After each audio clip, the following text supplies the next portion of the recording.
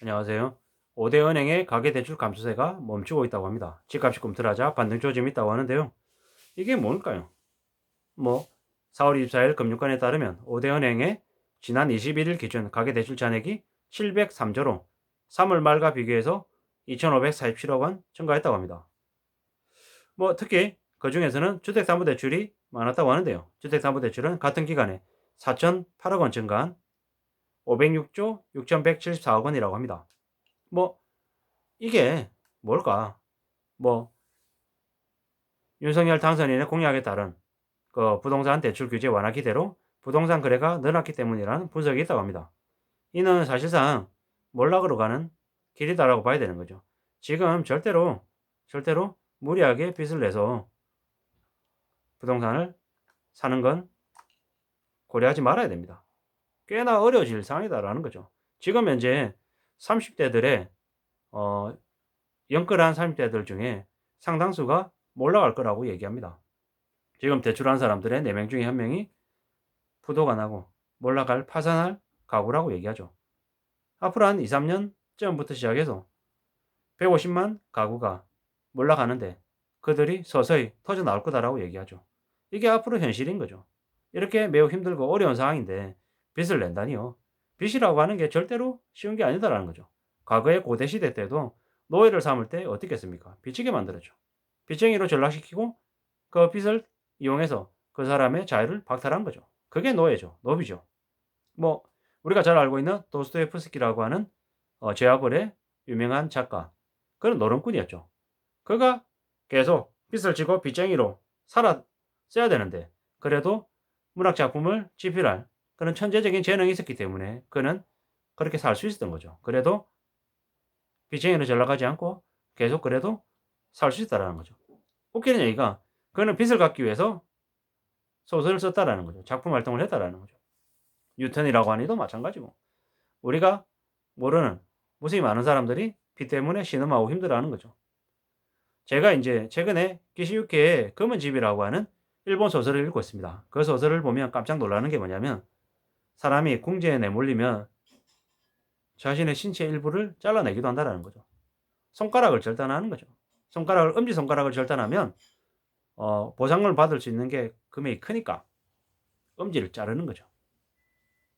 그렇게 자해해서 자신의 신체를 절단해서 돈을 받아내는 그런 사람들도 나오는 거죠. 그런 얘기가. 근데 보통의 사람들이 보통의 처지에서는 그런 결정을 잘 못하죠. 어떤 처지에 내몰릴 때 그런 결정을 합니까? 경제적으로 궁지에 내몰릴 때. 제정신이 아니게 되는 거죠. 그 소설을 보면 되게 무서운 건 부모가 돈을 위해서 자식까지 해칩니다. 그게 이제 그 경제 불황에, 경제 충격기에 일어나는 일인 거죠. 뭐 일본에서도 사채 수준의 그 사금융으로 이렇게 빚을 내서 생활하는 사람들이 적지 않죠. 근데 그런 사람들의 말로는 어떻습니까? 장기를 팔든 몸을 팔든 자신의 신체를 구속당하게 되는 거죠. 결국 가족은 엉망이 되는 거죠. 부모가 빚을 갚아야 되기 때문에 허덕이면서 밖에 나가서 일을 하면 아이들은 방치될 수밖에 없죠. 그런 아이들이 성실하게 집에서 공부하면서 삶을 잘 꾸려나가기란 정말 어렵죠. 그냥 방치되어 있으면 밥을 제대로 챙기겠습니까? 아니면 아예 공부를 챙기겠습니까? 아이들이 어떤 어려움과 어떤 고충을 가지고 지내는지를 챙길 수 있겠습니까? 어쩌면 앞으로 한국이라고 하는 나라가 그와 비슷한 모습을 보이지 않을까라는 생각이 드는 거죠. 돈이 없어서 빚을 갚아야 되기 때문에 허덕이면서 맞벌이하는 부모처럼 한국이라고 하는 나라의 정부가 국민들을 방치하고 신경 못 쓸 지경까지 갈 것 같은 거죠. 당장에 한국이라고 하는 나라가 신용 등급이 떨어지면 어떻게 됩니까? 돈을 빌려오는, 돈을 조달해 오는데 비용이 더 늘어나는 거죠. 그러면 어쩔 수 없이 국민들을 상대로 공공요금 더 올리고 세금 더 올리고 더 많은 것들을 뜯어갈 수밖에 없죠. 이러다가 각 지방의 지방정부가 파산하는 일도 속출할 것 같다라는 거죠.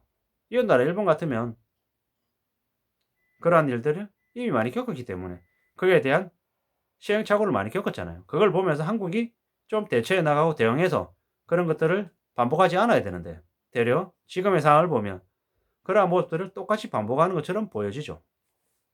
그러면 점점 더 지방은 지방대로 쇠퇴해가고 청년들이 모이지 않고 더 암울해질 가능성이 크죠. 우리네 한국의 삶의 모습이 앞으로 어떻게 될까?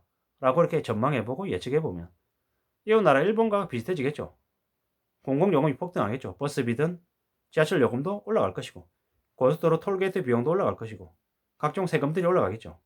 대신에 지금 당장이 아니라 앞으로 5년 뒤, 10년 뒤가 되면 물가는 대폭 낮아지지 않을까. 가성비를 추구하는 정말 거품을 걷어낸 식음료 가격이 나오지 않을까라는 생각이 들죠. 물론 퀄리티가 엄청 좋아질 수는 없죠. 가격이 낮아지는 만큼 퀄리티를 낮출 수 있는 한도까지 최대한 낮추겠죠. 그렇게 해서 그냥 국민들이 먹고 살, 진짜 먹는 것만 챙길 수 있는 분위기로 가겠죠. 이렇게 될 것 같다라는 거죠.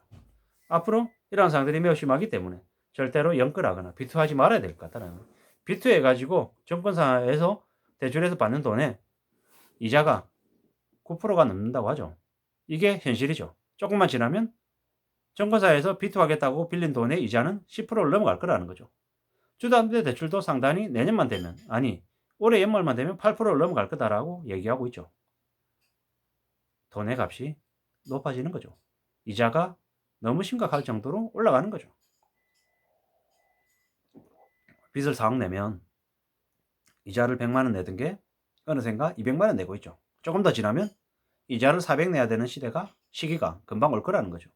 그런데 지금도 못 모르게 영끌해서 부동산을 사겠다라고 뛰어드는 이는 사실 그냥 죽겠다라고 작정한 이하고 똑같다라는 거죠. 나중에 가정이 해체되고 자신의 손가락을 자르고 가족을 살인하고 가족의 보험금을 타내는 그런 믿기 어려운 범죄를 저지르는 범죄자가 될 수도 있다라는 거죠.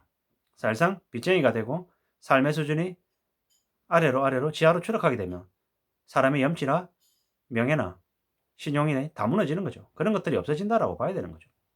이게 앞으로 벌어질 모습이다 라고 생각해야 되는 거죠. 꽤나 어려워지는 모습입니다. 지금 한국의 경제 상황이 절대로 괜찮지 않은 거죠. 매우 심각하고 매우 우려스럽죠. 저도 이제 생활인이잖아요. 저도 이제 직장을 다니고 있는 보통의 사람 직장인인데 저도 매일같이 경제 뉴스를 보거든요. 경제 뉴스를 헤드라인 뉴스만 보고 또 관심 있는 건 좀 더 기사까지 들여다보고 그리고 금융 기관의 뉴스들도 보고 기관 보고서들도 보고 하는데 보면 볼수록 드는 생각이 뭐냐면 아 겁난다. 앞으로 어떻게 될까? 삶이 얼마나 무너질까? 라는 생각을 해보면 겁이 많이 나죠. 미야베 미유키의 화차라고 하는 영화도 있고 소설도 있습니다. 그처럼 도망가고 신분을 세탁하는 일들이 생기겠구나 라는 생각이 들죠. 기시유키의 검은 집처럼 검은 집에 나오는 보험 사기, 보험 사망보험금을 타내려고 하는 이들이 나오지 않을까.